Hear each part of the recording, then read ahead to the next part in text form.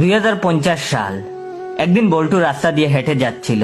রাস্তার পাশে দাঁড়িয়েছিল একদল বখাটেনি। বখাটেনি গুলো বল্টুকে দেখে তারা শীষ দিতে লাগলো। তখন বল্টু প্রচন্ড ক্রোধে তাদেরকে বলল, তোদের বাসায় কি বাপ্পাই নেই? তখন বখাটে মেয়েগুলো হেসে হেসে বলল, বাসায় বাপ্পাই থাকলেও তো তোর মতো এমন মাল নেই, আজ তোর সব কেড়ে নেব। এই বলে গুন্ডির দলটি বল্টুর উপর ঝাঁপিয়ে পড়ল। বল্টুর শার্টটা ছিঁড়ে ফেললো। তখন বল্টু বলল, শয়তানির দল, তোরা আমার দেহ পাবি তো মন পাবি না। মেয়েগুলো বল্টুকে নিয়ে দস্তাদস্তি শুরু করলো।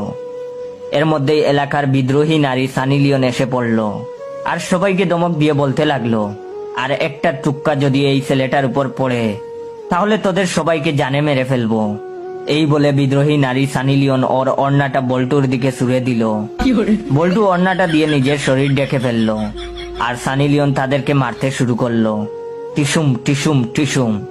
অবশেষে সানি লিওন সবাইকে মেরে বল্টুর কাছে এসে বলল, তোমার কিছু হয়নি তো?